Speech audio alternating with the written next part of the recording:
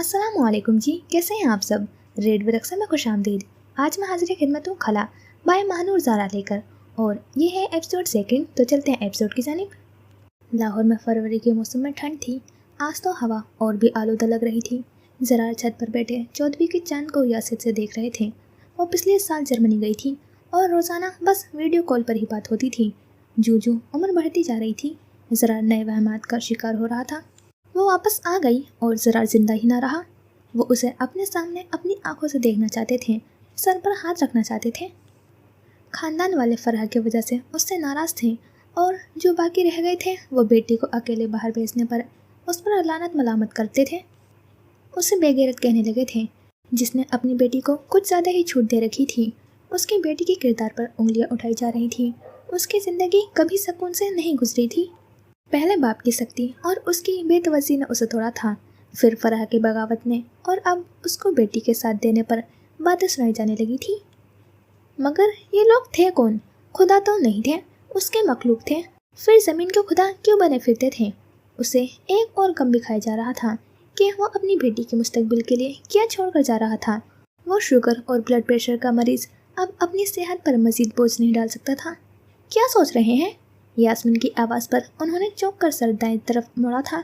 यास्मीन उनके दाएं तरफ कुर्सी पर बैठ रही थी। रात के 2 बजे यहाँ बैठे हैं, सुबह बैंक नहीं जाना क्या?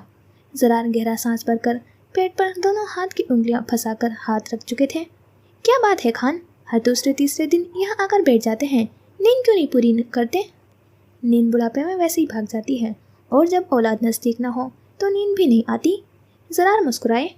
मेरे बाप ने कभी हमें प्यार नहीं दिया, इसलिए मैं शुरू में झिझकता था महरोज से, लेकिन उसका बाबा कहना बहुत अच्छा लगता था। हमारी दोस्ती बड़ी लेट हुई और ये मेरी ही गलती है। माँ का रिश्ता तो बच्चे से कोख में ही बन जाता है। अलबत्ता बाप को अपनी औलाद को तवज्जो देनी होती है, अपने लम्स का एहसास और पहचान करानी पड़ती है। आप अच्छे बाप हैं। उसकी तो अब दोस्ती भी आपसे ज़्यादा है, मेरी नहीं, वो आपकी मानती है। यास्मीन ने सर झटकते हुए पैर चप्पलों से आज़ाद किए थे और कुर्सी पर दोनों पाँव ऊपर उठाकर रखे। मुझे उसके मुस्तकबिल की फ़िक्र खाई जा रही है। उन्हें बात करते करते बहुत पसीना आने लगा था। क्या मतलब? जब मेरा बाप फौत हुआ तो अपनी एक ही ज़मीन भाई के बच्चों के नाम कर दी। न जाने हम उन्हें अपनी औलाद लगते भी थे कि नहीं। आजकल इतनी महंगाई है कि जिसका पहले से घर मौजूद हो, चाहे 4 मरले का ही क्यों ना हो, वो खुशकिस्मत है। मेरे बाप ने मुझे मुश्किल में डाला। मैं सारी ज़िंदगी अपनी ज़मीन लेने के लिए पैसे जोड़ता रहा, और अब वही मुस्तकबिल के अपनी बेटी के लिए भी छोड़ दूँ। मैं रिटायर हो जाऊँगा तो क्या करेंगे हम इस दुनिया में ना रहें तो हमारी बेटी क्या करेगी? मैं उसके लिए एक मकान भी नहीं ले सका है। क्या मेरे पास एक मोटरसाइकिल और बैंक के कुछ पैसे बस? उन्होंने सीने पर दायां हाथ रखा था। वो बैंक में बैठे हों या ग्रोसरी शॉप पर या घर पर, बेटी के मुस्तकबिल का सोचकर वो यूं ही रो देते थे। उन्हें अपना आप बहुत बेबस लग रहा था। तो आप ना बेचते वो प्लॉट जिसकी किस्तें जमा कर रहे थे? 3-4 साल बाद आप रिटायर हो जाएंगे तो किस्त जमा करने के पैसे भी नहीं रख सकेंगे। क्यों उसकी बातों में आकर प्लॉट की फाइल बेच दी? उन्हें फिर से अपने शोहर पर गुस्सा आने लगा था। मैं उसको ख्वाबों के बीच दीवार नहीं बनना चाहता था। ये ख्वाहिश वो शायद दबा जाती, और यही दबी हुई ख्वाहिश उसका दिल तोड़ देती, मुरझा देती। उनका गला रुंध गया था। वो तो पागल है, उसे क्या समझ है? आप भी पागल बन गए। अभी 3 साल और किस्त जमा करते तो उसके नाम प्लॉट तो हो जाता। अब क्या है हमारे पास? दोनों मियाँ बीवी एक बार फिर महरोज के मुस्तकबिल के लिए परेशान होने लगे थे। यही तो खौफ है मुझे कि मैं उसके लिए कुछ नहीं कर सका। वो औरत जात अपने लिए कल को धक्के खाती रहेगी। ज़माना कितना ख़राब हो चुका है। बिन माँ बाप की बच्ची। वो अगले अल्फाज भी अदा नहीं कर पाए थे। उनका दिल जैसे किसी ने मुट्ठी में जकड़ा था। मुझे भी यही खौफ है। यास्मीन की आवाज़ में मुस्तकबिल का खौफ था। हम कब तक जिंदा रहेंगे? फिर वो क्या करेगी? उसका तो कोई भाई बहन भी नहीं है, और रिश्तेदार वो कोई मदद नहीं करेंगे, मगर बातें सबसे ज़्यादा बनाएंगे। उन्हें गुरूर है कि अल्लाह ने उन्हें बेटे दे रखे हैं जो उनका सहारा है, इसलिए दूसरों पर बातें बनाना सबसे ज़्यादा आसान है उनके लिए। आपकी मामी फैला रही हैं ख़ानदान में कि ज़रार के घर की औरतें मनहूस हैं। पहले फरहा की शादी नहीं होने दी, और अब बेटी को भी घर बिठा रहे हैं। ज़रार दाएं हाथ की हथेली में अपना चेहरा रखे दुख से आंखें बंद कर चुके थे। खान। यास्मीन एहतियात से अल्फाज तोलकर अगली बात कहने के लिए कुर्सी पर ज़रा आगे झुकी थी। क्यों ना हम कोई ऐसा मर्द देखें जो बेशक पहले से शादीशुदा हो, ज़रार ने पट से आंखें खोलकर हैरानी से यास्मीन को देखा था। देखें, ये खौफ हम दोनों को है कि वो हमारे बाद क्या करेगी। तो ठीक है, हम उसके लिए कुंवारा मर्द नहीं देखेंगे। मर्द औरत का बहुत बड़ा सहारा होता है। इस पाकिस्तानी मुआशरे में मर्द का साथ ना हो तो लड़की पर बहुत सी बातें बनती हैं, और अगर लड़की पढ़ी लिखी बाहर से पढ़कर आई हो तो लोग बघार लगाकर उसकी किरदार कशी करते हैं। मैंने किसी सड़क से अपनी बेटी को नहीं उठाया जो ऐसे ही किसी दूसरी शादी वाले को दे दूं। कोई बोझ नहीं है मुझ पर। उनके दिल पर बोझ मजीद बढ़ा था। किसने कहा वो बोझ है? मेरे दिल की ठंडक है वो। मगर वो भी कब तक यूं जवान रहेगी? उसे बुढ़ापे में भी तो किसी के सहारे की ज़रूरत होगी। और अकेली ज़िंदगी कैसे गुजारेगी वो? उसकी हालत हम दोनों के सामने है। कुंवारे की रट लगाए रखेंगे तो अच्छे अच्छे रिश्ते हाथों से निकल जाएंगे। उससे दूसरी शादी वाले ही। बस कर दो। ज़रा के माथे पर बल पड़ गए थे। तुम कब से लोगों की तरह अपनी बेटी के लिए ऐसा सोचने लगी? उनका तनफ्फुस तेज हुआ था। मुझे भी तकलीफ हुई है अपनी काबिल बच्ची के लिए ऐसा कहते हुए। उनकी आंखें सुर्ख होकर लबालब पानी से भरने लगी थी। लेकिन मैंने देख लिया है, लोग लड़की में बहुत कुछ देखते हैं, हल्की सी बात पर छोड़ जाते हैं। कोई मेरी बेटी का कद या उसकी तालीम, उसकी अच्छाई, मिजाज में ठहराव नहीं देख रहा। वो बस देखते हैं कि उसका ज़ाहिर कैसा है। जबकि मैंने देख लिया है खान, बातिन की खूबसूरती ही ज़ाहिर की खूबसूरती है। मेरा दिल ज़्यादा दुखी है खान। उनके गाल आंसुओं से भर गए थे। ज़रार अपने सीने को मसलने लगे थे। आप तो बैंक चले जाते हैं, दोस्तों में बैठकर गपशप लगाकर ध्यान बांट लेते हैं, मगर मैं और बेबे सारा दिन घर में बस एक दूसरे के साथ महरोज की बातें ही करते हैं। हम कहाँ ध्यान बटाएं? मेरा दिल उन लोगों ने बहुत दुखाया है।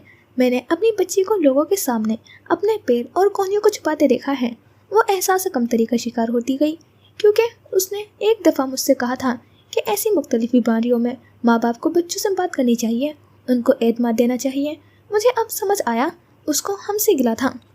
हम खामोश रहे कि शायद इस बीमारी का जिक्र करेंगे तो वो दुखी होगी, ज़्यादा सोचने लगेगी, मगर हम नहीं जानते थे कि वो तो सोचती थी। उसे हमारी चुप अच्छी नहीं लगी। अगर हम उसे एतमाद देते तो उसमें अपने लिए शर्म ना होती। यास्मीन का दिल फट रहा था। ज़रा सुर्ख आंखें लिए सीने के दर्द से कुर्सी पर पहलू बदल गए थे। उनकी कमीज़ पसीने से भर चुकी थी।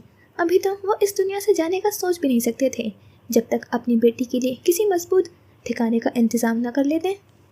यास्मीन, साथ वाले हामिद साहब की बेगम को कॉल कर सकती हैं?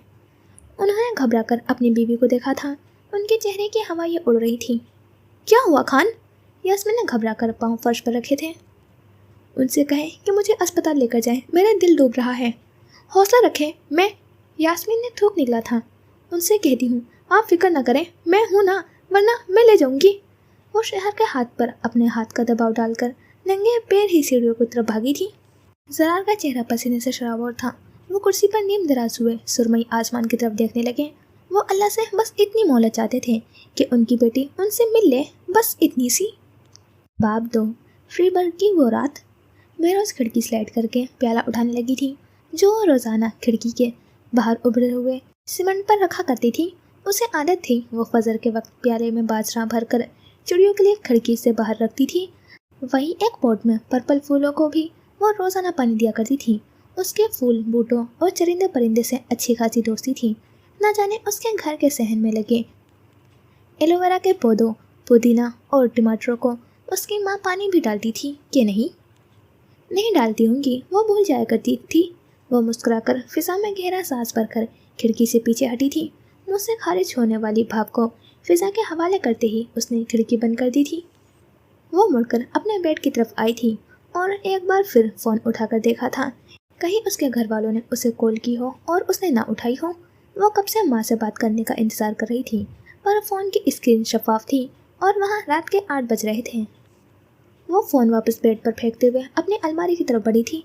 अलमारी खोलकर उसने लिहाफ में लिपटी हुई कुरान मजीद को उठाया था। वो बेड पर बैठते ही दुपट्टा अच्छे से चेहरे के गिर्द बांध चुकी थी और इतनी सी आवाज़ में तिलावत करने लगी थी कि उसके कानों तक उसकी आवाज़ पहुंचती रहे। उसी वक्त उसके कमरे का दरवाज़ा खुला था और उसकी रशियन रूममेट पोलिना बर्बरेना मुंह में कुछ चबाते हुए अंदर दाखिल हुई थी। उसके बाल कंधों तक ब्लॉन्ड रंग के थे। वो निहायत गोरी थी। उसकी बिल्ली जैसी आंखें बिल्लियों के रंग की थी, मगर उसमें तमीज़ नाम को नहीं थी। वो बहुत चिढ़ने और चिढ़ाने वाली मिजाज की थी। वो उनके शर्ट पहने, सर को टोपी में छुपाए, धराम से अपने बेड पर बैठी थी और कुछ देर खामोश बैठी महरोज को सुनती रही थी। महरोज महवियत से तिलावत करती रही। तुम खामोशी में नहीं पढ़ सकती जैसे कोई नोवेल पढ़ता हो। कितनी बार कहा है तुम्हें अपने इर्द गिर्द लोगों को तकलीफ में नहीं डालना चाहिए। क्या ये मेंशन नहीं है कुरान में? यू नो व्हाट, बुरी लगती है तुम्हारी ये आवाज़ मेरे कानों को जब तुम एक रिदम से इसे पढ़ रही होती हो। वो महरोज की आवाज़ की नकल उतारने लगी। महरोज ने कुरान चूम कर बंद कर दिया था। तुम ऊंची आवाज़ में जो गाने लगाती हो, तुम ख्याल रखती हो इर्द गिर्द का कि तुम्हारा लिबरल माइंड सेट तुम्हें दूसरे को तकलीफ देना सिखाता है? महरोज ने उसे देखते हुए कुरान को लिहाफ में लपेटना शुरू किया था। उसे यह रशियन लड़की जहर लगती थी जो हर वक्त मुंह में कुछ ना कुछ रखकर चबा ही रही होती थी। हाँ, लिबरल माइंडसेट, पोलिना ने इस्तजाइया कहते हुए दोनों हथेलियां अपने कमर के पीछे बेड पर रखे थे। तुम लोगों का मसला ही यही है कि तुम लोग दिमाग से काम नहीं लेते। महरोज ने उठते हुए चप्पल में पाँव डाले थे। और तुम लोगों का मसला दूसरों का दिमाग कंट्रोल करना होता है। अगर वो सवाल कर दे तो फौरन से गुस्से में आ जाते हो, दूसरों को कंजर्वेटिव कहना शुरू कर देते हो। यू नो, लिबरलिज्म को अच्छे से पढ़ लो। लिबरल जो होता है ना, वो सबके दीन को रिस्पेक्ट देता है। ये एक्सक्लूजनरी लिबरलिज्म को मत अपनाओ। ये अच्छी लिबरलिज्म हुई जिसमें खुद जो चाहो करो और दूसरों को भी अपने नक्शे कदम पर चलाने की कोशिश करो। वो कहते कहते अपनी अलमारी तक पहुंच गई थी। और तुम्हें कितनी बार कहा है मैंने कि मत लेटा करो मेरे बेड पर शराब की हालत में। तुम बस आई। महरोज अलमारी का पट खोल चुकी थी। काश वो यूं उस सो कॉल्ड लिबरल का दिमाग भी खोल सकती। पोलिना आंखें घुमाते हुए उठी थी और चलते हुए एन महरोज की पुश्त की तरफ खड़ी हो गई थी। वो महरोज से भी कद में लंबी थी, उसके मुताबिक 6 फुट की होगी। महरोज कुरान मजिद सबसे ऊपरी खाने में रख चुकी थी जब पोलिना झट से उसके दाएं तरफ बने हुए खाने से गोलियों का पत्ता उठाकर पीछे हटी थी। महरोज इस झटके के लिए तैयार नहीं थी। उसका पारा एकदम हाई हुआ था। उसकी हिम्मत कैसे हुई थी महरोज की अलमारी में हाथ डालने की? वापस करो। महरोज झट से मुड़ी थी और निहायत दर्शी से कहा था, ये क्या है रोज, तुम मल्टीवाइटमिन्स लेती हो? वो गोलियों का पत्ता उल्टा करके अज़ज़ा पढ़ने लगी थी। वो तंज करते हुए यूं ही एक तर्ज में बात करती थी जैसे गुनगुना रही हो। वो महरोज को रोज से कहती थी, क्या तुम पतली हो और फ्लैट चेस्ट हो इसलिए? उसका लहजा साफ मजाक उड़ाता था। तुमने मेरी अलमारी में हाथ डाला कैसे? मैंने कभी छेड़छाड़ की तुम्हारी अलमारी के साथ? महरोज गुस्से से मुट्ठियां भींच रही थी जबकि पोलिना उसे चिढ़ाने वाले अंदाज में देखकर मुस्कुराकर मजीद सड़प सड़प के साथ च्युइंगम चबाने लगी थी। ऐसे उसने बाकायदा हाथ महरोज के करीब ले जाकर वापस खींचा था। शट अप, वापस करो मेरी गोलियां वरना मैं तुम्हारी अलमारी खोलूंगी नहीं तोड़ूंगी। Oh seriously? तो मैं तोड़ने की वजह देती हूँ तुम्हें। पोलिना कंधे उचकाते हुए गोलियों के पत्ते से कोटिंग हटा हटा कर गोलियां गिराने लगी। महरोज फौरन से आगे बढ़ी थी। पोलिना उसके दाएं हो जाने पर अपना दायां कंधा आगे कर देती तो कभी उसके बाएं हो जाने पर अपना बायां कंधा आगे कर के रास्ता ब्लॉक कर देती। एक एक करके वो 10 गोलियां अब ज़मीबोस थी। वो खाली पत्ता फर्श पर गिराकर महसूस हो रही थी। महरोज गम और गुस्से से फर्श पर पड़ी हुई गोलियों को देख रही थी। ये आखिरी पत्ता रह गया था उसके पास और मार्च आने में भी 10 दिन थे। उसने सोचा था तनख्वाह मिलते ही गोलियां ले लेगी, मगर अब उसके पास ढेला नहीं था कि वो मज़ीद गोलियां लेती। और पोलिना ने उसे तंग करने की खातिर उसकी दवाइयाँ ज़ाया कर दी थी। वो गोलियाँ उसके लिए तो अहमियत रखती थी। वो बर्ड्स के लिए खाती थी उन्हें और एक दिन का भी नागा नहीं करती थी। वो सुर्ख आंखें उठाए पोलिना को देख रही थी जो होठों को गोल घुमाए उस पर अफसोस कर रही थी। तेरी तो, महरोज उर्दू में कहते हुए उसकी अलमारी की तरफ बढ़ी थी और नीचे किचन तक उसकी धाड़ की आवाज़ आई थी। लाउंज चकोर से बना हुआ था। शीशे का स्लाइडिंग डोर बंद था।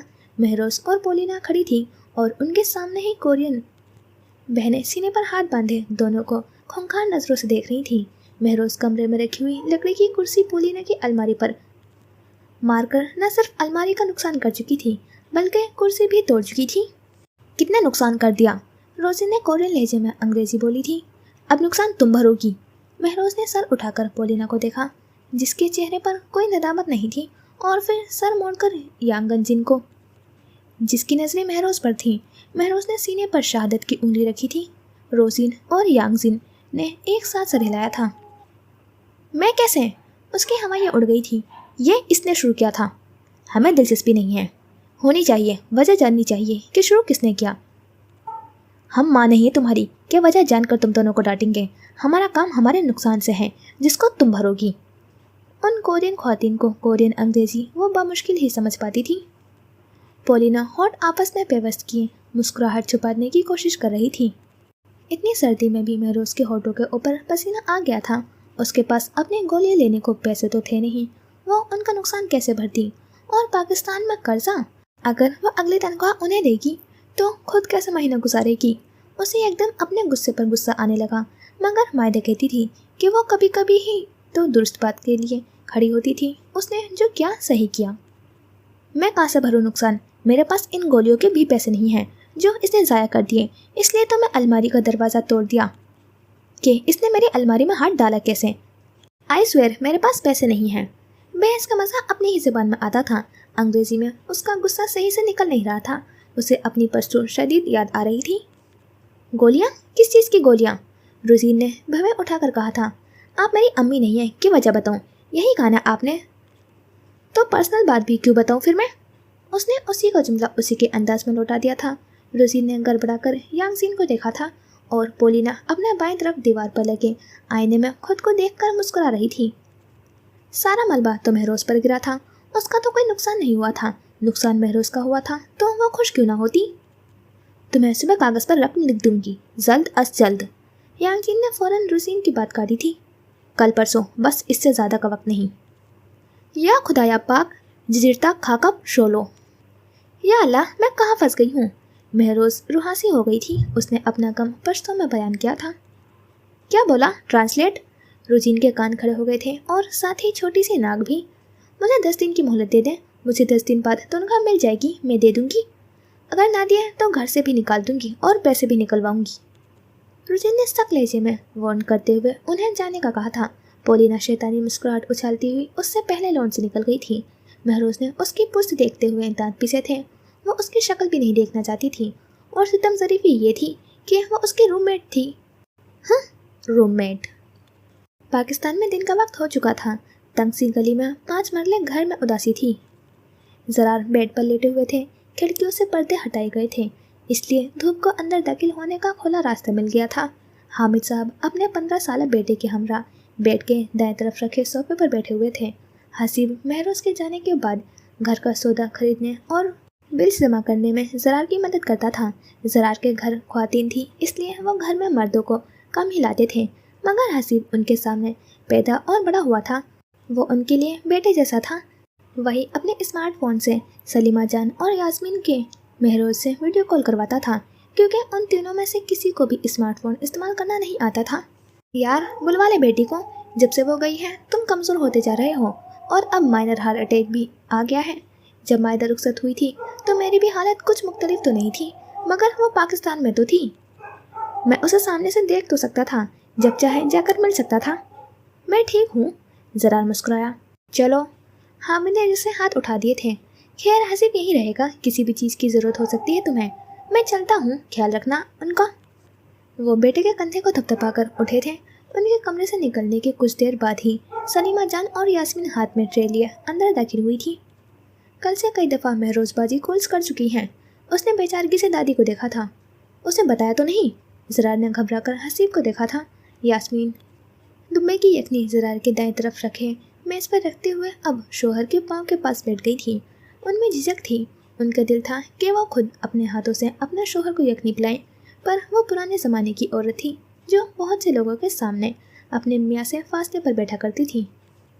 नहीं, मैंने बहाना कर दिया था कि मैं तो स्कूल ट्रिप पर मरी आया हुआ हूँ। अच्छा किया, ऐसे ही परेशान हो जाती। ज़रा बेहतर होगा तो उसे कॉल करेंगे, वरना वो वीडियो में ही बाप के चेहरे से पढ़ लेगी कि बाप बीमार था। सलीमा जान बेटे की बाएं तरफ बैठ गई थी। कल रात इस घर पर क़यामत की रात थी। सारी रात वो दोनों ख्वातीन जैनमाज से उठी नहीं थी जब तक हसीब ने कॉल करके ज़रार की खैरियत की खबर नहीं दे दी थी। अम्मी दिन का खाना लाएंगी। अरे क्या ज़रूरत है, उन्हें कहो तकलीफ़ ना करें। यास्मीन ने बौखला कर शौहर को देखा था और फिर हसीब को देखते हुए मना किया था। मैं भी तो महरोज बाजी का भाई हूँ, और फिर आप दुम्बे की यखनी इतनी लजीज बनाती हैं, आप वो पिला दें तो हो जाए मुकाबला।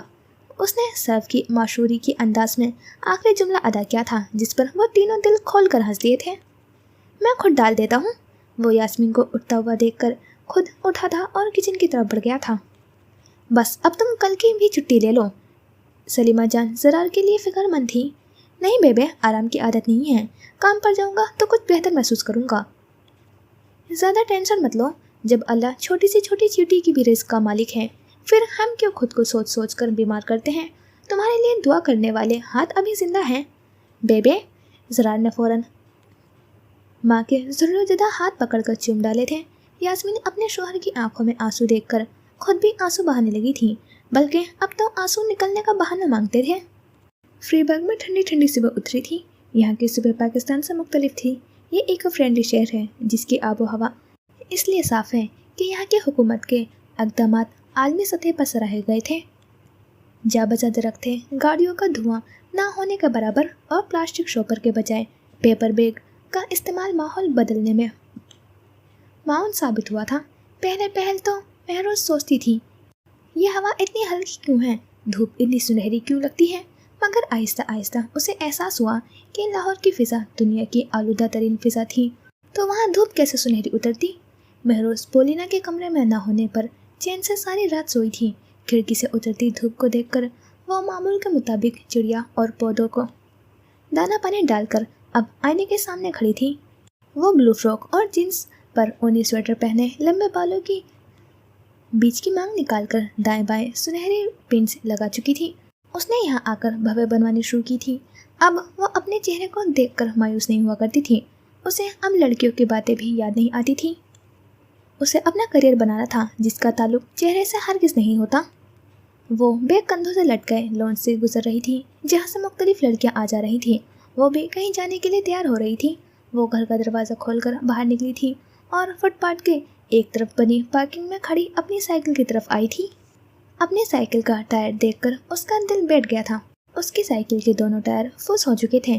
पोलिना, वो ऊंचा चिल्लाई थी। उसकी कनपट्टी की रगें तन गई थी। बहुत सा गुस्सा उसका चेहरा सुर्ख कर रहा था। वो मुट्ठियाँ भींचे आगे बढ़ी थी और वही ठंडी ज़मीन पर बैठकर एकदम रोने लगी थी। वो कमीज़ को दोनों हाथों की मुट्ठियों में दबाए ऊंची आवाज़ में रोने लगी थी। वो कितनी बेरहम थी, सिर्फ बदला लेने के लिए। उसने महरोज का नुकसान करवाया था। पहले उसकी गोलियां ज़ाया कर दी थी, फिर उसको इश्तियाल दिलाकर अलमारी तोड़वाई और अब उसके टायर फुस किए थे।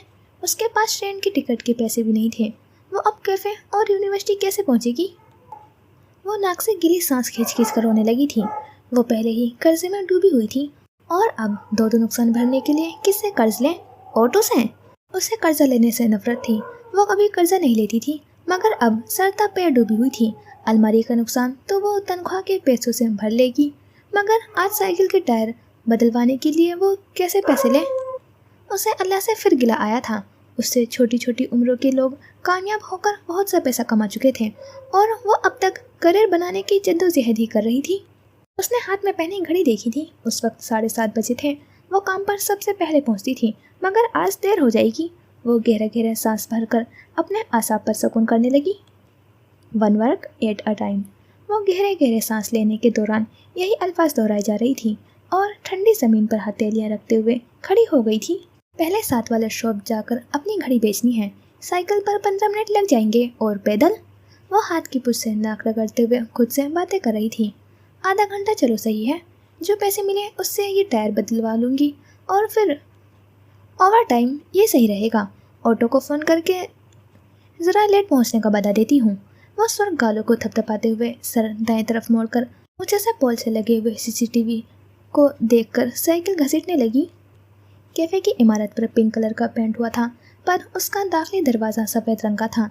कैफ़े के अंदर कुर्सियाँ, मेज़ और दीवार भी सफ़ेद रंग के थे और हर मेज़ पर पिंक ताज़ा फूल वास में सजा कर रखे जाते थे। 12 बजे वो कैफ़े में मौजूद थी। उसकी जगह शिफ्ट पर शाम के लड़कों ने ओवर टाइम लगा लिया था। वो एक कोनों में रखे सीढ़ियों के पास रखे मेज़ पर बैठी कॉफ़ी पी रही थी।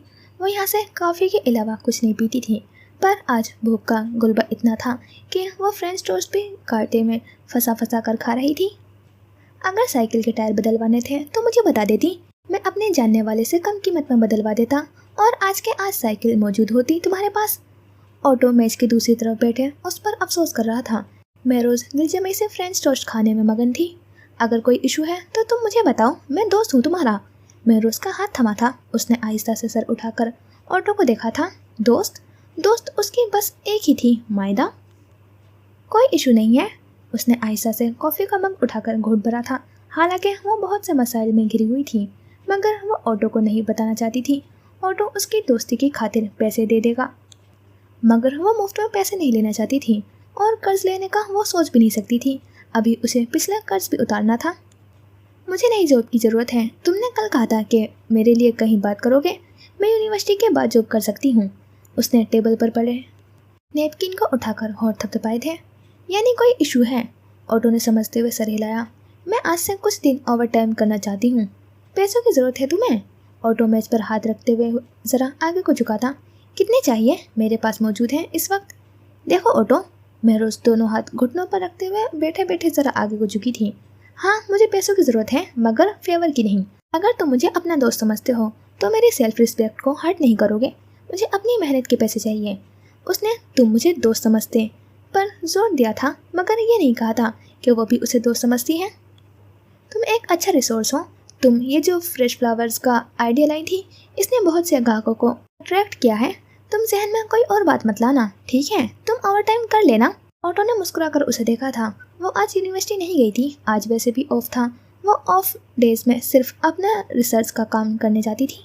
रात के 8 बजे वो अपनी साइकिल शॉप से लेकर बोर्डिंग हाउस के लिए निकली थी। उसकी साइकिल का टोकरा आज खाली था। रात के वक्त सर्दी कुछ ज़्यादा ही बढ़ जाती थी। स्ट्रीट पोल्स की सर्द रोशनी में सड़कें कुछ और भी खूबसूरत लगती थीं। उसके मुंह से भाप निकल कर उससे आगे भाग रही थी। इस वक्त वो 3 बातों पर गौर कर रही थी। 1, हसीब आ गया होगा मरीज से कि नहीं। 2, उसे शदीद भूख लग रही थी। उसे तो अब पाकिस्तानी खानों ने तरसा दिया था। सोम, उसे पोलिना के साथ हिस्सा बराबर करना था।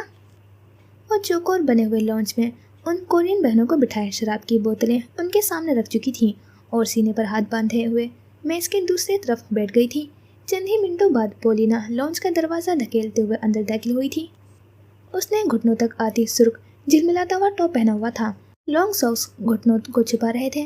सर पर मोटी ऊनी टोपी पहन रखी थी, जिससे उसके ब्लॉन्ड बाल निकले हुए कंधों पर फैले हुए थे और होठों पर सुर्खी लिपस्टिक लगाए वो कहीं जाने के लिए तैयार लग रही थी।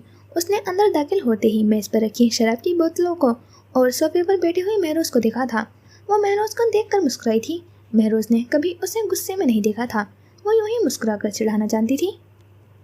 ये शराब की बोतल तुम्हारी है? रोजे ने लहजे को सख्त बनाते हुए मेज के बाएं तरफ खड़ी हुई पोलिना को देखा था। बिल्कुल, उसने डिटाई से मान लिया था। महरोज का मुंह हैरत से खुला था, जिसे उसने फौरन बंद कर दिया था। क्यों?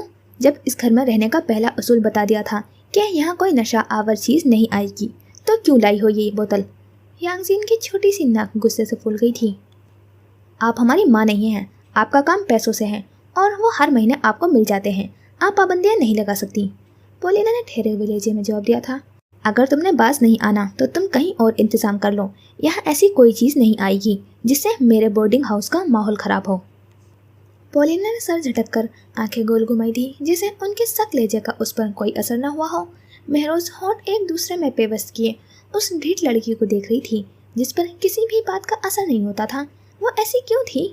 और सिर्फ तुम नहीं, बल्कि तुमने बाकी लड़कियों को भी अपने साथ शराब पीने के लिए शरीक किया है। चलो बताओ उनके नाम। रोज़े।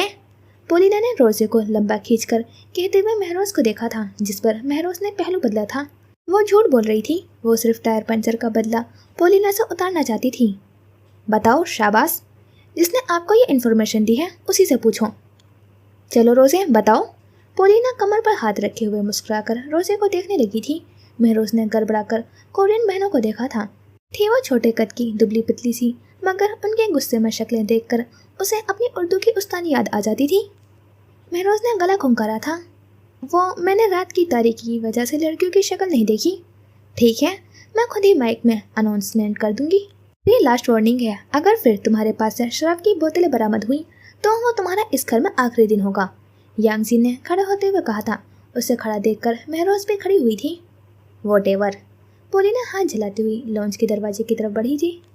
रोजीन, इस शराब की बोतलों को उठा लो और तुम जाओ अब। यांगजिन ने महर को खड़े देखकर हाथ जलाकर कहा था। महरोज एक फ्राइड राइस और चिकन विंग्स की ट्रे लिए अपने बेड पर बैठी हुई थी। वो हर लुकमा लेने के साथ अल्लाह का शुक्र अदा करती थी। उसी वक्त कमरे का दरवाज़ा खुला था और पोलिना अंदर दाखिल हुई थी। महरोज का हाथ सुस्त पड़ा था। वो कमरे में हील्स की टक टक पैदा करती हुई अपने बेड तक आई थी। बेड पर पर्स फेंक कर वो आहिस्ता से बैठी थी। महरोज उसकी खुद पर मरकूज नजरें बआसानी देख रही थी। तुम्हें लगा तुमने मेरे बैग से शराब की बोतलें निकाल कर बड़ा बदला लिया है? महरोज ने लुकमा निकालते हुए सर दाएं तरफ मोड़कर पोलिना की ब्लू आइज में अपनी काली आंखें गाड़ी थी। तुमने भी तो मेरे साइकिल पंचर की थी। ये शराब की बोतलें तो उस नुकसान का 1% भी नहीं भर सकी। सही कहा। पोलिना दाएं घुटने पर दोनों हाथ की कोहनियाँ दाएं बाएं रखते हुए जरा आगे को झुकी। मेरी शराब की बोतलें बहुत महंगी हैं, तुमसे भी ज़्यादा, तुम्हारी साइकिल से भी ज़्यादा, मगर वो ठहर ठहर कर बोल रही थी। अच्छा बदला नहीं लिया तुमने। शराब का क्या है, फिर ले लूँगी। तुमने सोचा कि मेरी अलमारी तोड़कर तुम मुझे नुकसान पहुंचा रही हो, हालांकि तुमने तो उसमें भी अपना ही नुकसान करवा लिया। पोलिना उसका मजाक उड़ाते हुए हंसने लगी। महरोज चिकन विंग्स उठाकर उसे केचप में डुबोने लगी, जैसे वो बहुत मसरूफ़ हो। वो अपने गुस्से को काबू में रखना चाहती थी, जो सिर्फ उसे नुकसान पहुंचा रही थी। तुम लोग वाकई बहुत शिद्दत पसंद होते हो। मैं तुम्हारे ही गुस्से को तुम्हारे खिलाफ इस्तेमाल करके तुम्हें तुम्हारे ही हाथों से बर्बाद करूंगी। पोलिना के होठों से मुस्कुराहट एक पल के लिए भी नहीं छूटी थी। वो अपना बैग उठाकर उठी थी और कदम दरवाजे की तरफ बढ़ाए थे जब महरोज की बात पर वो रुकी। मेरे कुरान मजीद में लिखा है कि इज्जत और जिल्लत सिर्फ अल्लाह के हाथ में है। मैं जानती हूँ कि तुम्हें मुझसे नफरत है क्योंकि मैं मुसलमान हूँ, क्योंकि तुम सो कोल्ड आज़ाद ख्याल और लिबरल हो। तुम सिर्फ सो कोल्ड ही हो। तुम वो हो नहीं जो दिखती हो। तुम बस अपने ही अंदर एक कैद इंसान हो जो बिला वजह दूसरों से चिढ़ती है और उनमें नुक्स निकाल कर उन्हें टारगेट करती है। पोलिना ने पलटकर महरोज को देखा था। महरोज ने उसका सपाट चेहरा पहली दफ़ा देखा था। वो किसी भड़कते हुए जवाब की मुंतज़िर थी, मगर पोलिना बगैर कुछ कहे ही कमरे का दरवाज़ा खोलकर निकल गई थी। महरोज धड़ाम से पीछे होती हुई अपने तकिए पर गिरी थी। गोरों की मुसलमानों से नफरत के बारे में उसने बहुत पढ़ा था। उन स्टीरियोटाइप्स को हाईलाइट भी किया था जिनके गोरों इस्तेमाल करके खुद को आज़ाद ख्याल दिखाते थे, मगर असल ज़िंदगी में मुसलमानों से नफरत करने वालों से सामना करना निहायत ही मुश्किल था। लाहौर में फरवरी की आखिरी तारीख में सर्दी की शिद्दत पहले जैसी नहीं रही थी। दिन की धूप सेकने के लिए यास्मीन छोटे से बागीचे में ही कुर्सी डालकर बैठ गई थी और उनके सामने वाली कुर्सी पर शमीम बैठी हुई थी। यास्मीन एलोवेरा के पौधे को देख रही थी जो महरोज ने उगाए थे। उसके जाने के बाद बस यूं ही लगे रहे थे। वो वक्तन फ़वक्तन एलोवेरा काट काट कर मोहल्ले में बांट दिया करती थी। बहुत कमज़ोर हो गई हो महरोज के जाने के बाद। क्यों उदास हो सब? मुझे हसीब भी बता रहे थे कि बहुत परेशान से लग रहे थे सब। परेशानी तो होगी जब खान को दिल का दौरा पड़ गया। वो इस घर का मर्द है, उसके बगैर ये घर चल भी नहीं सकता।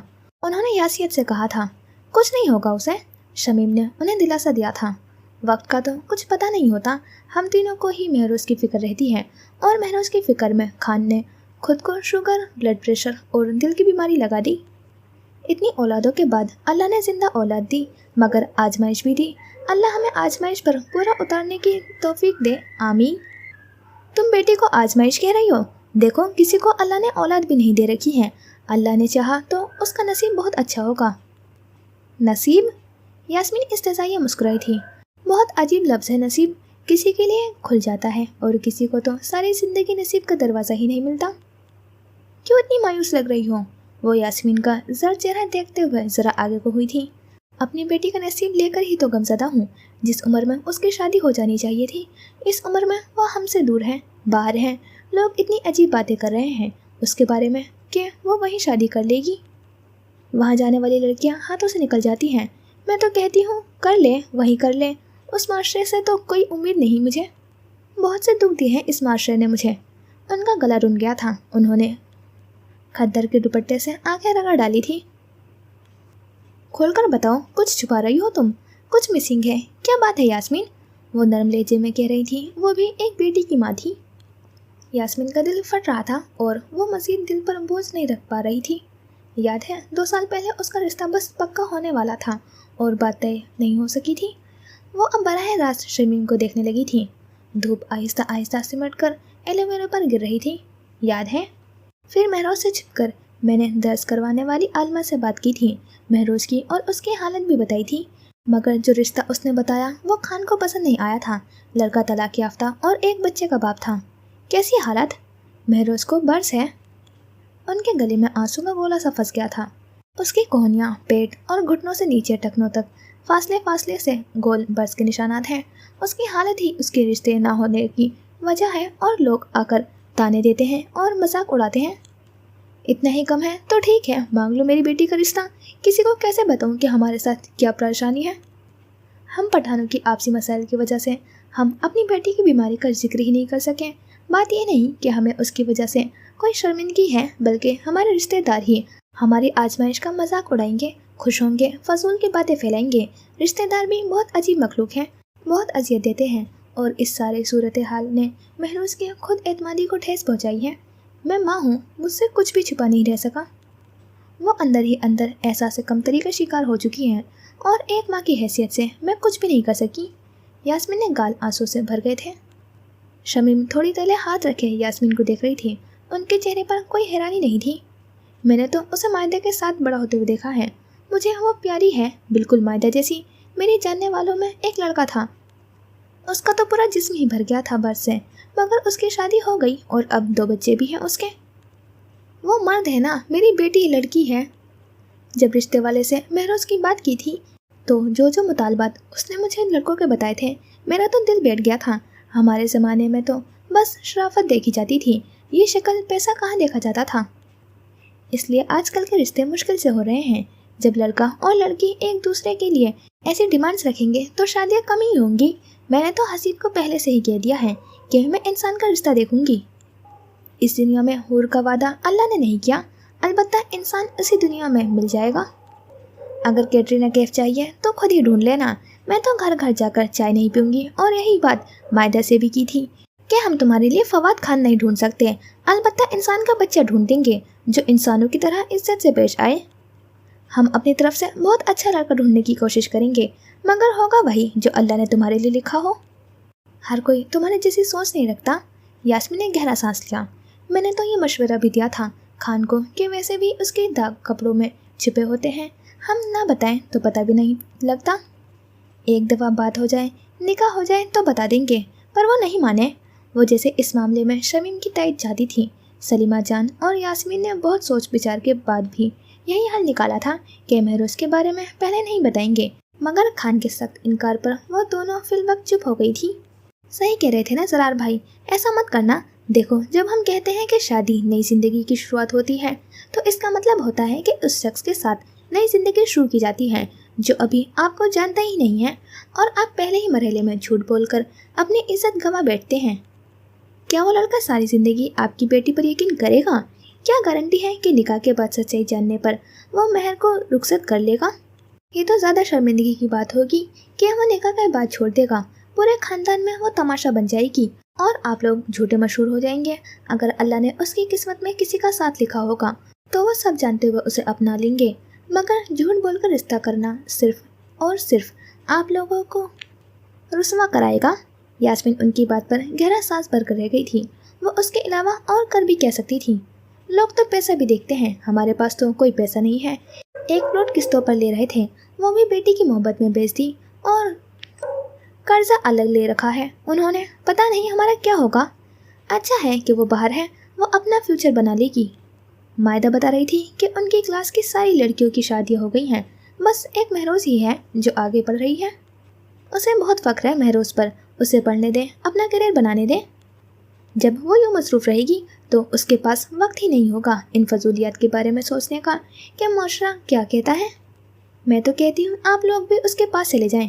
نہیں، میں تو پاکستان کے علاوہ کہیں نہیں رہ سکتی، بس میرے دل کی ایک ہی خواہش ہے کہ اسے کوئی شہزادہ مل جائے، میں سکون سے مر جاؤں گی۔ انہوں نے یاسمین کو ٹھوکا دیا۔ میرا بیٹا بہت چھوٹا ہے، ورنہ میں ہی مہروز کا ہاتھ مانگ لیتی، وہ بہت عزیز ہے مجھے، تم کبھی فکر نہ کرنا، ہم ہمیشہ اس کا خیال رکھیں گے۔ اللہ اس پر تم لوگوں کا سایہ سلامت رکھے۔ اگر کل کو ہم نہ ہوئے تو ہمارے بچے تو ہیں نا، حسیب کی ایک نہیں 2 بہنیں ہیں، آپ فکر نہ کریں، چلیں قہوہ بناتے ہیں۔ یاسمین ہلکا پھلکا محسوس کرتی ہوئی کھڑی ہو گئی تھی۔ کبھی کبھی زندگی میں ایسے لوگ بھی چاہیے ہوتے ہیں جو آپ کو جج نہ کریں، آپ کو سمجھیں۔ वो ग्रीन घेरदार फ्रॉक और ब्लू जीन्स पहने हुए थी। उसने मोटी सी जैकेट पहन रखी थी और सर ऊनी टोपी से बांध रखा था, जिससे काले लंबे बाल निकलते उसकी पुश्त पर गिर रहे थे। आज मौसम निहायत ठंडा था, आसमान बादलों से भरा हुआ था। वो रोजाना फूलों की दुकान पर खड़ी होकर ताज़ा पिंक लिलीज लिया करती थी। अपनी साइकिल के लिए फूल वो अपने पैसों से लिया करती थी। आज मार्च की पहली तारीख थी और उसे तनख्वाह कुछ दिनों में मिल जाने वाली थी। उसके पास अपनी ज़रूरत के बहुत कम पैसे थे, इसलिए उसने अपनी साइकिल को यासियत से देखकर आंखें पटपटाई थीं। जैसे कह रही होंगे, बस कुछ दिनों की बात है, फिर तुम्हारे लिए भी ताज़ा फूल लिया करूँगी। वो टोकरियों में फूल लेती हुई अपनी साइकिल की तरफ बढ़ी थी और शॉप के साथ ही किताबों की शॉप थी। शॉप से बाहर स्टैंड पर नए रोज़ का अखबार टंगा हुआ था और ये एक ही शख्स प्लास्टिक की कुर्सी डाले अखबार एन चेहरे के सामने फैलाए अखबार में महूम होता था। उसकी सिर्फ टांगें ही नजर आती थीं। कभी दाएं टांग बाएं पर और बाएं दाएं पर डालकर बैठता था, मगर कभी उसका चेहरा देखने का इत्तेफाक नहीं हुआ था कि वो जवान था या बूढ़ा। फूलों का टोकरा साइकिल की टोकरी में डाले वो गुनगुनाते हुए बर्ड से गुजर रही थी, जहां आज ज़्यादा कपल्स ग्रिल पर बैठे हुए थे। उसे कभी कभी लगता था वो किसी मुसव्विर की पेंटिंग में हो। उसे फ्रीबर्ग के आबो हवा और स्ट्रक्चर से मोहब्बत होती जा रही थी। अगर कभी रेलवे ट्रैक पर ट्रेन गुजर रही होती तो वो उसकी स्पीड का मुकाबला करती थी, मगर वो सुर्ख ट्रेन उससे जीत जाती थी। यहाँ ट्रेन शहर के अंदर ही चला करती थी, जैसे लाहौर में मेट्रो चला करती है। ठंड इस कदर शदीद थी कि उसके हाथों पर खुश्की हो चुकी थी। वो साइकिल चलाते हुए ठंड से कांप रही थी। माजू कैफ़े नज़दीक आते ही वो कैफ़े के एक तरफ बने खाली जगह में साइकिल खड़ी करती कैफ़े के अंदर गई थी। वो ठीक 12 बजे अपनी ड्यूटी से फारिग होकर निकली थी। सामने बिल्डिंग पर पड़ती हुई धूप को देखकर उसने सुख का सांस लिया था। उसने उससे पहले इतने शफाफ धूप नहीं देखी थी। शायद ये आबो हवा का ही असर था कि धूप भी सुनहरी लगती थी। वो अपनी साइकिल के करीब आई थी कि साइकिल की टोकरी में पिंक लिलीज देखकर अपनी जगह जामिद हो गई थी। कौन हो सकता था जिसने उसकी टोकरी में फूल रखे थे? ऑटो? नहीं, वो तो सारी सुबह उसी के साथ खड़ा रहा था और फूल खरीदने का काम भी महरोज के जिम्मे था। उसने सर दाएं बाएं मोड़ा, मगर उस वक्त वो शख्स उसे कहाँ से मिलेगा भला? वो सर झटकती हुई अपनी साइकिल की तरफ बढ़ी थी। सेमिनार रूम क्लासरूम से कदरे कुशादा था। ऑडियंस के लिए बड़े से LED का इंतजाम किया गया था। स्लाइड चेंज करने के लिए रिमोट स्पीकर के हाथ में था। यहाँ कुर्सियाँ एक सीट में रखी हुई थी। रूम खचाखच स्टूडेंट से भर चुकी थी कि लेट आने वाले अब पीछे दीवार के पास खड़े हो रहे थे और उनमें महरोज भी शामिल थी। पर माइक की सहूलत की वजह से उन सबको बआसानी स्पीकर सुनाई दे रहा था। एमल एल्बर्ट गोरा मिडिल एज आदमी था, जिसके कान के पास बाल बिल्कुल सफ़ेद थे। वो लेट पहुंची थी, इसलिए इंट्रोडक्शन मिस कर दिया था, मगर स्लाइड के टॉप पर लिखे टॉपिक को वो आंखें छोटी करके पढ़ रही थी। The limits of female agency in Pakistan, is Islam reconcilable with feminism. Seminar room में खामोशी थी और एमल एल्बर्ट माइक हाथ में पकड़े यहाँ ठहरे हुए लहजे में अपना मुद्दा बयान कर रहे थे। महरोज को एकदम ही उसके सेमिनार पेपर में दिलचस्पी हुई थी। जैसे कि सबा महमूद, एक नामवर प्रोफेसर, अपने आर्टिकल में मिस्र पर की गई ऑब्जर्वेशन की मिसाल देकर ये बताती हैं कि कैसे ख्वातीन अपनी मजहबी लिबास में एक मस्जिद में बैठकर अपनी खुद मुख्तारी एजेंसी का इजहार करती हैं। वो सिर्फ अतात गुजार नहीं, बल्कि मस्जिद में बैठकर अपनी एक पॉलिटिक्स जनरेट करती हैं। मगर सवाल ये उठता है कि क्या उनकी ऑब्जर्वेशन हम दूसरे मुल्कों की मुस्लिम ख्वातीन पर अप्लाई कर सकते हैं? क्या दूसरे मुल्कों की मुस्लिम ख्वातीन के पास भी इतनी ही आज़ादी है कि वो मस्जिद में बैठकर अपनी खुद मुख्तारी का इजहार करें? चलें एक और मिसाल लेते हैं, अफ़गानिस्तान की। मैं खुद वहाँ फील्ड वर्क करने गया था। ऐसे बड़े बड़े पर्दे उन्होंने अपने गिर्द लपेटे होते थे। उन्होंने खिड़कियों से हटे हुए ब्लाइंड्स फोल्ड्स की तरफ इशारा किया था। उनकी बात पर सेमिनार रूम में कहका गुंजा था। महरोज बिल्कुल सपाट चेहरा लिए एमल को देख रही थी। मैंने उनमें से एक ख्वातीन का इंटरव्यू लिया था। ये रही उसकी वीडियो। उन्होंने रिमोट का बटन दबाकर अगली स्लाइड लगाई थी। चूँकि वो अपनी इलाकाई ज़ुबान में बात कर रही थी, इसलिए मैंने ऑडियो का तर्जुमा करवाया है। उन्होंने गर्दन स्क्रीन की तरफ मोड़कर बटन पोज किया। स्क्रीन पर शटलकॉक बुर्का पहने खातून पत्थर पर बैठी हुई थी और एमल उससे ज़रा फासले पर बैठे हुए थे। धूप की शिद्दत वीडियो से लगाई जा रही थी। तालिबान का गलबा हो चुका है यहाँ, क्या कहोगी इस पर? کہ तुम इस हुकूमत के हक में हो? जिंदगी यहाँ एक औरत के लिए कैसी तंग है? एमल के सवाल का तर्जुमा सुनते ही वो औरत अपनी इलाकाई ज़बान में जवाब देने लगी थी, जिस पर कुछ ही देर में एक अंग्रेज खातून की ट्रांसलेशन की आवाज़ आने लगी। बहुत मुश्किल। उसने गहरा सांस लिया था। मेरी एक बेटी है और मैंने पसंद की शादी की थी। इस वजह से मेरी फैमिली ने मेरे साथ ताल्लुक़ ख़त्म कर दिया था। मैं एक पार्लर में काम करके अपना गुजर बसर कर रही थी। मैं एक वर्किंग वूमेन थी और इस हुकूमत ने सब तबाह कर दिया। मैं घर से अब नहीं निकल सकती। भला घर का खर्च कौन चलाएगा? मेरे घर में तो कोई मर्द नहीं। सुना है ऐसी औरतों से तालिबान खुद ही शादी कर लेते हैं। दुरुस्त कहा, वो शिद्दत पसंद लोग हैं और मैं अपनी मर्जी के खिलाफ उनसे शादी नहीं करना चाहती। इसका दूसरा हल ये है कि मैं और मेरी बेटी जहर खाकर मर जाएं। वीडियो ख़त्म हो चुकी थी। एमल ने मुस्कुराकर सेमिनार रूम पर नज़र डाली थी। बहुत से स्टूडेंट्स गमज़दा लग रहे थे, जबकि बहुत सी लड़कियों ने मुंह पर हाथ रख लिए थे। महरोज सीने पर हाथ लपेटे पूरे क्लास पर एक नज़र दौड़ा चुकी थी, तो गोरे अपने सुपीरियरिटी दिखाने का कोई मौका हाथ से जाने नहीं दे रहे थे। इस सेमिनार रूम का मकसद सिर्फ और सिर्फ तलबा के जहनों को इस्लाम से पुरगंदा करना था।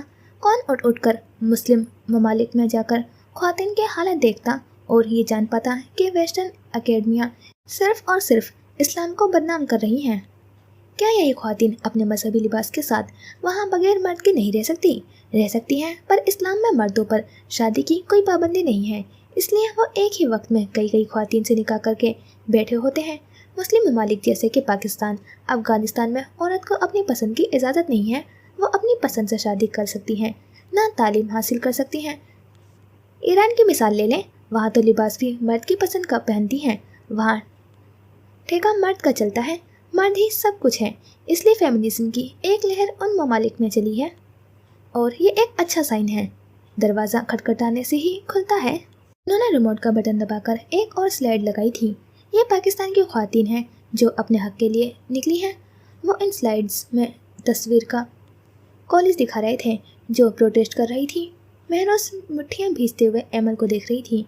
एक लड़की ने सवाल के लिए हाथ उठा लिया था, जिस पर एमल ने यस कहकर उसे इजाज़त दी थी। मेरे ख्याल में ऑलरेडी इनकी कॉन्शियसनेस रेस करने के लिए वेस्टर्न एकेडमिक्स अपना काम कर रही हैं, बल्कि इनकी अपनी ख्वातीन जो वेस्ट से अपना काम पब्लिश करवा रही हैं, वो अपने मुआशरे के लूप होल्स को उजागर करती हैं। उनकी अपनी ही आइकॉनिक फिगर, उनकी अपनी ही मिसाल है कि वो अब अपनी मर्जी इस्तेमाल कर सकती हैं। आपके ख्याल में प्रोग्रेसिव अप्रोच कैसी होनी चाहिए? क्योंकि हम तो फेमिनिज्म की फोर्थ फेज में आ चुके हैं और वो अभी तक पहले से भी नहीं निकले। अच्छा सवाल, एमल ने उसे सराहा था। उनके हाथ तालीम का बड़ा फकदान है। एक औरत को अपने ही हकूक़ का पता नहीं है कि वो इंसान है और उसकी बेसिक ह्यूमन राइट्स क्या है। अरब्स ख्वातीन को तालीम से रोकते भी इसीलिए हैं ताकि ख्वातीन किसी जानवर की तरह खाली दिमाग के साथ ज़िंदगियाँ गुजारती रहें और उनके मर्द उनको हाँकते रहें। वही ख्वातीन जब वेस्ट से तालीम हासिल करती हैं और अपने ही कल्चर दीन को क्रिटिसाइज़ करती हैं, ख्वातीन के लिए आवाज़ उठाती हैं, तो यह मुस्लिम ममालिक उन्हें कबूल नहीं करते। उसकी आवाज़ को दबाया जाता है कि कहीं उनकी औरतों में भी कुछ अकल न आ जाए। अब हाल ही में ईरान में जिस लड़की का कत्ल हुआ है, वो एक ताज़ा मिसाल है कि अगर एक खातून अपना हक इस्तेमाल करती है कि उसे पर्दा नहीं करना, तो उसे कत्ल कर दिया जाता है। पर क्या वहाँ की रेजिस्टेंस नोट की आपने? ऐसी जद्दोजहद की ज़रूरत है उन ममालिक में। उनको अपनी स्ट्रेटजी बनानी चाहिए, तभी वहाँ की ख्वातीन आज़ाद हो सकती हैं, क्योंकि इस्लाम बहुत तंग नज़र दीन है। महरोज ने फ़ौरन ही हाथ खड़ा कर दिया था। उसका दिल तेज़ी से धड़क रहा था। इतने गैर मुसलमानों में वो एक मुसलमान थी जिसके दीन को टारगेट किया जा रहा था, सबको गलत बताया जा रहा था। उसे एकदम ही कमरे में हब्स महसूस होना शुरू हुआ था। एमल ने उसे इशारे से इजाज़त दी थी। माइक स्टूडेंट्स के हाथों में घूमता उस तक पहुंचाया गया था। मेरा नाम महरोज ज़रार है और मैं एक मुस्लिम पाकिस्तानी सिंगल एजुकेटेड बाइख्तियार होशमंद लड़की हूँ। सेमिनार रूम में बैठे बहुत से तुलबा ने मुड़कर उसे देखा था, जिसकी आवाज़ में गर्ज थी। एमल ने उसके तारुफ पर आबरू उचका कर दाद दी थी।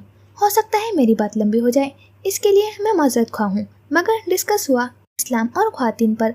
सामियान सारे गैर मुस्लिम हो तो एक मुस्लिम लड़की अपनी पोजीशन का दिफा तो करेगी, वरना ये पैटर्न बड़ा ही घिसा पिटा हो जाएगा कि आप इस्लाम को टारगेट करते रहें और तलबा के सवालात भी उसी टारगेट के इर्द गिर्द घूमते रहे। सेमिनार रूम में ऐसी खामोशी हो गई थी जिसे पिन ड्रॉप साइलेंट कहते हैं। सबसे पहले अरब और मुसलमान दो अलग पहचान हैं, इन्हें खुदारा मर्ज ना करें। सारे मुसलमान अरबी नहीं हैं, वैसे ही जैसे आप यूरोपियन नहीं बल्कि नॉर्थ अमेरिकन हैं। अब मैं आपका तारुफ यूरोपियन ऑथर करवाऊँ तो आप मुझे करेक्ट करेंगे, क्योंकि बहुत से लोग यूरोपियन और अमेरिकन गोरों में फ़र्क नहीं जानते। वो ठहर ठहर कर एमल के एक एक एतराज़ का जवाब दे रही थी। एमल ने ताइद में सर हिलाया था। तलबा अब कुछ और गौर से उसे सुनने लगे थे। दूसरा, आपने शुरू में कहा था कि क्या मिस्र के ऑब्जर्वेशन हम दूसरे ममालिक पर अप्लाई कर सकते हैं? नहीं, मेरा जवाब भी नफ़ी में है, क्योंकि हर मुस्लिम मुल्क का कल्चर मुख्तलिफ है, सोच और रहने का अंदाज मुख्तलिफ है। तो जब हम एक अप्रोच को दूसरे पर अप्लाई नहीं कर सकते, इसी तरह हम एक ईरान को अफ़गानिस्तान की ख़वातीन का लिव्ड एक्सपीरियंस भी किसी दूसरे मुल्क की मुस्लिम खातून पर नहीं लगा सकते। उन्हें नहीं जज कर सकते। मैं अफ़गानिस्तान को प्रेजेंट कर रही हूँ, ना ही ईरान को, बल्कि मैं एक पाकिस्तानी मुस्लिम होने के नाते बोल रही हूँ और मैं अपने लिव्ड एक्सपीरियंस की बात करूँगी। मैं बापर्दा घर से मुस्लिम लड़की हूँ जिसने पाकिस्तान में रहते हुए अपनी तालीम मुकम्मल की, जिसने इंग्लिश लिटरेचर में अपनी मर्ज़ी से चुना, जो हायर एजुकेशन हासिल करने भी अपनी मर्ज़ी से जर्मनी आई है, जिस पर ज़बरदस्ती करके किसी की तीसरी चौथी बीवी नहीं बनाया गया, और न ही मेरे बाप ने दूसरी तीसरी शादी की है। हाँ, अलबत्ता अपनी बीवी को चीट करने से बेहतर इस्लाम ने एक रास्ता दिया है, निकाह का। तो इसमें बुरा क्या है? क्या चीट करना ज़्यादा बुरा है या निकाह में लाना? उसके सवाल पर कुछ तलबा ने असबात में सर हिलाया था। आप अच्छी गुफ्तगू कर रही हैं और ऐसी ज़हीन तलबा मुझे पसंद भी बहुत हैं, मगर क्या आपके ही कुरान में मर्द को सुपीरियर दर्जा नहीं दिया गया? क्या उसकी एक गवाही को तरजीह नहीं दी गई जबकि औरत की दो गवाहियाँ? रिडिकुलस। वह हंसा था। क्या मर्द को औरत को मारने की इजाज़त नहीं दी गई? उनकी बात पर सेमिनार रूम में बैठे कुछ तलबा ने हाथ पीट डाले थे। कुछ तलबा पर जोश होते हुए ही आपस में खुसर फुसर करने लगे थे। महरोज उन सब पर एक तायराना निगाह डालते हुए एमल को देखने लगी थी, जिसकी आंखों में शैतानी चमक थी। हाँ, कुरान मजीद में मर्द को क़वामून, औरत का मुहाफिज, घर का बड़ा कहा गया है, क्योंकि वह अपने कुंबे का जिम्मेदार होता है। महरोज के जवाब पर खामोशी छा गई थी। डिस्कशन बहुत दिलचस्प हो चुकी थी।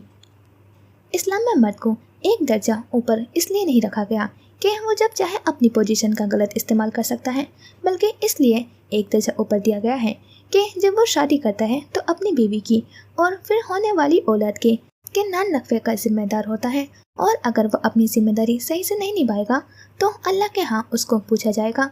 इस्लाम कभी भी ऐसे मर्द की मिसाल पेश नहीं करता जिसका किरदार हल्का हो। इस्लाम हमेशा हमारे प्यारे नबी सल्लल्लाहु अलैहि वसल्लम की मिसाल देता है, जो हर तरह से आला थे। दूसरी बात आपने औरत की दो गवाहियों की। महरोज ने ठहर कर सांस लिया। सारा सेमिनार रूम सर मोड़े उसे देख रहा था। अगर बात अल्लाह की किताबों तक आ ही गई है तो मैं भी फिर इज्जत के साथ आपकी किताब का हवाला दूंगी। क्या आपके यहाँ हवा को एविल नहीं दिखाया गया, जिनकी बातों में आकर आदम जन्नत से निकाले गए? औरत को बुरा नहीं दिखाया गया, उसे मैनिपुलेटिव कहा गया। और आप हमारे कुरान मजीद की बात कर रहे हैं कि वहाँ औरत की दो गवाहियाँ लिखी गई हैं। हमारे यहाँ हवा को एविल नहीं समझा जाता। आपने कुरान को सही से पढ़ा ही नहीं। आपने अपने मतलब की आयत निकाली और गलत तर्जुमा पेश कर रहे हैं। हमारे यहाँ तो पूरे एक सूरह औरत के नाम पर भेजी गई है, तो आप भी दीजिए कोई ऐसी मिसाल।